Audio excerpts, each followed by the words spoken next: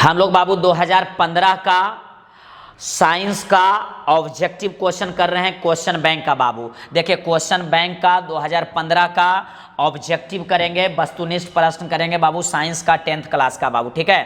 10th class का science का 2000 कब का 15 का 2015 का क्वेश्चन बैंक हम लोग कर रहे हैं बाबू, ऑब्जेक्टिव का साइंस का 10th क्लास का, ठीक है। तो देखिएगा सबसे पहला क्वेश्चन हमारे पास आ गया, ज़्यादा समय देखिए बर्बाद नहीं करना है, ठीक है बाबू, एकदम गर्दा उड़ाते हुए चलना है। बोल रहा है लघु पथन के समय परिपथ में विद्युत धारा का क्या होता है। देखिए बाबू लघु पथन के समय परिपथ में विद्युत धारा का मान क्या होता है, तो लघु पथन के समय विद्युत परिपथ में विद्युत धारा का मान बहुत ज़्यादा बढ़ जाता है बाबू, काफ़ी अधिक जो है बढ़ जाता है, ठीक है बाबू, काफ़ी अधिक जो है बढ़ जाता है, बहुत अधिक बढ़ जाता है। ए नंबर बिल्कुल राइट आंसर है बाबू, ए जो है बिल्कुल राइट आंसर है। जरा ध्यान दीजिएगा, क्वेश्चन नंबर सेकेंड में आ जाइए बाबू। प्रकाश के परावर्तन के कितने नियम होते हैं। तो देखिए बाबू प्रकाश के परावर्तन रहे या प्रकाश का अपवर्तन रहे, इसका दो ही नियम होता है। प्रकाश के परावर्तन का भी दो नियम और प्रकाश का अपवर्तन का भी दो नियम होता है। तो इसका राइट आंसर हो जाएगा 2 बाबू। क्या हो जाएगा 2, जरा ध्यान दीजिएगा, ठीक है 2 हो जाएगा बाबू, 2 हो जाएगा। चलिए आगे बहुत बेहतरीन तरीका से हम लोग करते हैं। क्वेश्चन नंबर बाबू आ जाइए आप थर्ड में, किस में आ जाइए थर्ड में। देखिए बहुत खूबसूरत क्वेश्चन है बाबू। किसी बल्ब से 220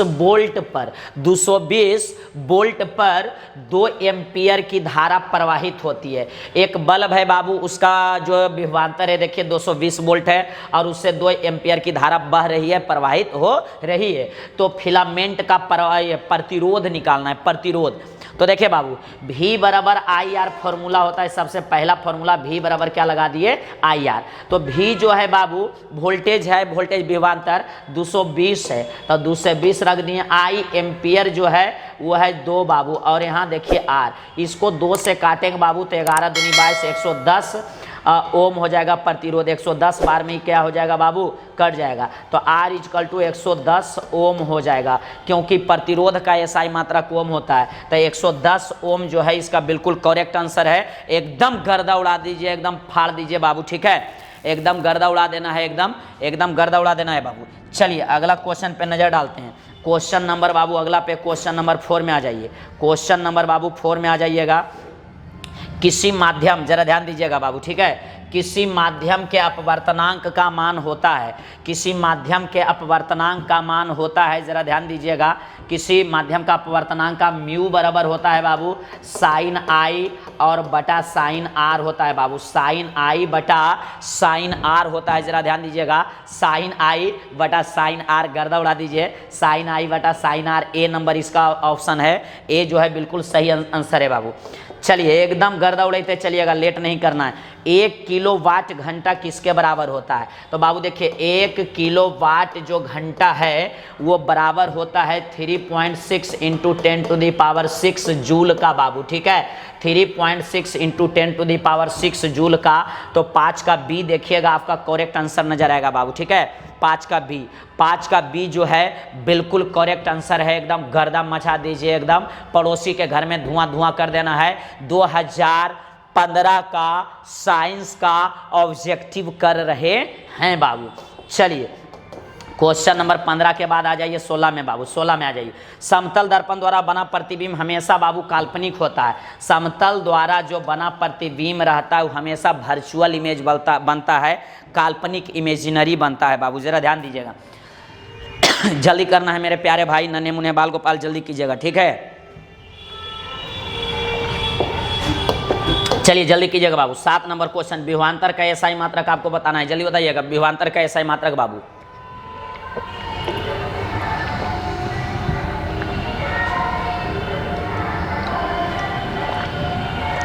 विभवांतर का बाबू SI मात्रक जो होता है वो वाट होता है, सॉरी, विभवांतर का SI मात्रक वोल्ट होता है बाबू।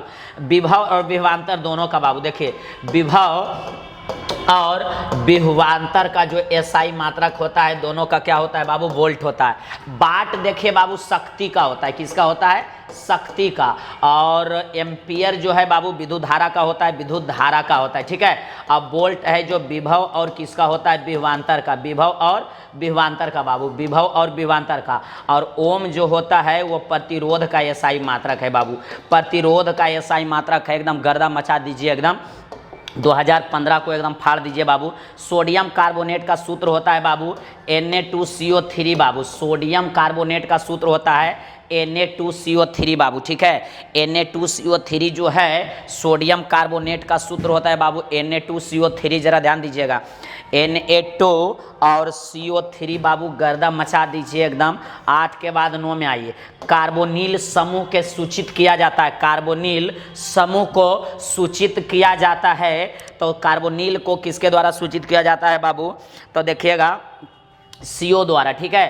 कार्बोनिल को बाबू CO द्वारा सूचित किया जाता है, कार्बोनिल के बाबू CO द्वारा सूचित किया जाता है, याद रखिएगा, ठीक है। कार्बोनिल समूह को सूचित किया जाता है तो सिंगल बॉन्ड CO द्वारा, याद रखिएगा।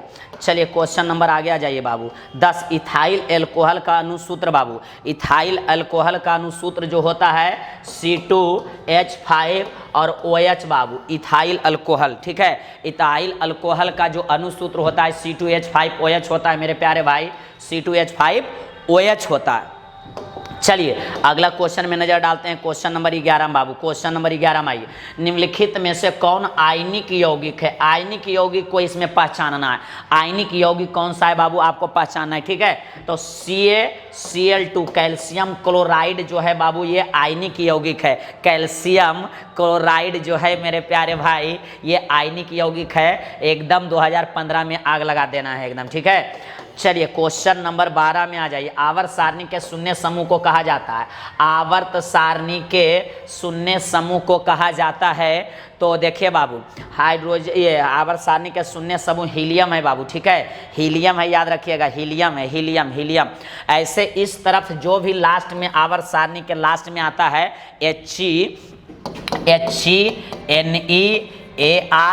KR, जेनॉन और रेडॉन बाबू, जेनॉन और रेडॉन जो ये सब है, ये सब शून्य समूह का सदस्य है, ठीक है। HE, जेनॉन, रेडॉन ये सब जो भी है बाबू वो शून्य समूह का सदस्य है, याद रखिएगा, लिख लीजिएगा चाहिए तो कॉपी पे, और गर्दा मचा दीजिए, एकदम तहलका मचा देना है, ठीक है बाबू। चलिए क्वेश्चन नंबर 12 के बाद 13 में, ये मीथेन में कितने सहसंयोजक बंधन होता है। तो मीथेन में बाबू, मीथेन में तो सबसे पहले देखिए मीथेन का जो सूत्र होता है मेरे प्यारे भाई वो CH4 होता है। क्या होता है, CH4, गर्दा उड़ा दीजिए, CH4 होता है। तो CH4 है ना बउआ, तो यहाँ देखिए C और 4 गो इसके अगल बगल रहेगा सब में, क्योंकि कार्बन के जो बाह्यतम कक्षा में इलेक्ट्रॉन होता है 4 होता है, तो 1 2 3 4, तो 4 सहसंयोजक बंधन का एगो बनाता है। मीथेन जो है 4 सहसंयोजक बंधन बनाता है, याद रखिएगा, ठीक है। मीथेन जो है मेरे प्यारे भाई 4 सहसंयोजक बंधन बनाता है, आपको याद हो जाना चाहिए। क्वेश्चन नंबर 13 के बाद 14 में आइए। निम्न में से कौन अवकारक नहीं है बाबू, कौन है जो इसमें अवकारक नहीं है। तो ऑक्सीजन जो है वो अवकारक नहीं है, ऑक्सीजन जो है मेरे प्यारे भाई वो अवकारक नहीं है, जरा ध्यान दीजिएगा, ऑक्सीजन है जो अवकारक नहीं है। क्वेश्चन नंबर 15 में, इथाइल एल्कोहल किस प्रकार के श्वसन में बनता है। इथाइल एल्कोहल बाबू किस प्रकार के श्वसन में बनता है, जरा ध्यान दीजिएगा। तो ये अवायवीय श्वसन में बनता है। इथाइल एल्कोहल जो मेरे प्यारे भाई किस तरह के श्वसन में बनता है, तो अवायवीय श्वसन में, अवायवीय श्वसन में। एकदम कमेंट करते चलिए, एकदम गर्दा मचा दीजिए, ठीक है। चलिए क्वेश्चन नंबर 16 बाबू, किसमें बाबू, किसमें आलैंगिक जनन मुकुलन द्वारा होता है। किसमें जो है आलैंगिक जनन बाबू, किसमें आलैंगिक जनन मुकुलन द्वारा होता है। किसमें है बाबू जो आलैंगिक जनन मुकुलन द्वारा होता है, तो ईस्ट में बाबू, ठीक है। ईस्ट में है जो आलैंगिक जनन मुकुलन द्वारा होता है, ईस्ट में बाबू। किसमें होता है, ईस्ट में, ईस्ट में, ईस्ट में, ईस्ट में, याद रखिएगा। चलिए क्वेश्चन नंबर आगे हम लोग कर लेते हैं बाबू। 16 के बाद 17 में, ओजोन परत कहाँ पाया जाता है। तो स्ट्रेटोस्फेयर में बाबू, ठीक है, स्ट्रेटोस्फेयर में पाया जाता है। इसी को हम लोग बोलते हैं समताप मंडल, समताप मंडल बाबू, ठीक है। समताप मंडल है जो वायुमंडल के ऊपरी सतह में है बाबू, ठीक है। वायुमंडल के ऊपरी सतह में को ही स्ट्रेटोस्फेयर समताप मंडल कहते हैं। ओजोन परत कहाँ पाया जाता है? तो समताप मंडल स्ट्रेटोस्फेयर में बाबू। 17-18 पराग कोश में पाई जाती है। पराग कोश में क्या पाई जाती है, ये क्वेश्चन रहा हम लोग के। पराग कोश में क्या पाई जाती है? दल पुंज या परागकण या स्टिग्मा या इनमें से कोई नहीं, जल्दी बताइएगा बाबू, ठीक है। तो पराग कोश में बाबू परागकण पाया जाता है। क्या पाया जाता है? परागकण। परागकण पाया जाता है, जरा ध्यान दीजिएगा, पराग कोश में परागकण पाया जाता है। चलिए अगला नंबर क्वेश्चन आ जाइए 18 के बाद 19 में। ग्वाइटर अथवा घेंघा पनपता है। ग्वाइटर अथवा घेंघा जो है बाबू पनपता है। तो ग्वाइटर अथवा घेंघा जो है ना बाबू, वो आयोडीन की कमी से पनपता है। नहीं जी, ग्वाइटर अथवा घेंघा जो है बाबू पनपता है तो आयोडीन की कमी से। ग्वाइटर अथवा घेंघा रोग होता है ना तो आयोडीन की कमी से बाबू, ठीक है। आयोडीन की कमी से, याद रखिएगा, आयोडीन की कमी से इसका राइट आंसर हो गया बाबू, आयोडीन की कमी से। चलिए आ जाइए, द ओरिजिन ऑफ स्पीसीज का लेखक कौन है? द ओरिजिन ऑफ स्पीसीज का लेखक कौन है? द ओरिजिन ऑफ स्पीसीज का लेखक, द ओरिजिन ऑफ स्पीसीज का लेखक जो हैं बाबू वो डार्विन साहब हैं। पूरा नाम इनका था चार्ल्स रॉबर्ट डार्विन बाबू, ठीक है। Darwin, the origin of species नामक बुक किसने लिखे थे? डार्विन साहब लिखे थे, याद रखिएगा, ठीक है। इसका हिंदी होता है जातियों का अभ्युदय। द ओरिजिन ऑफ स्पीसीज का हिंदी होता है जातियों का अभ्युदय।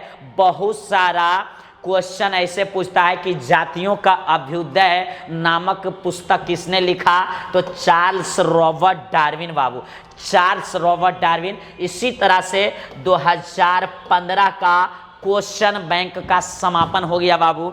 2015 का साइंस का 10th क्लास का ऑब्जेक्टिव का खत्म हो गया हम लोग का। तो आपसे हम लेते हैं विदा। जय हिंद, जय भारत, वंदे मातरम।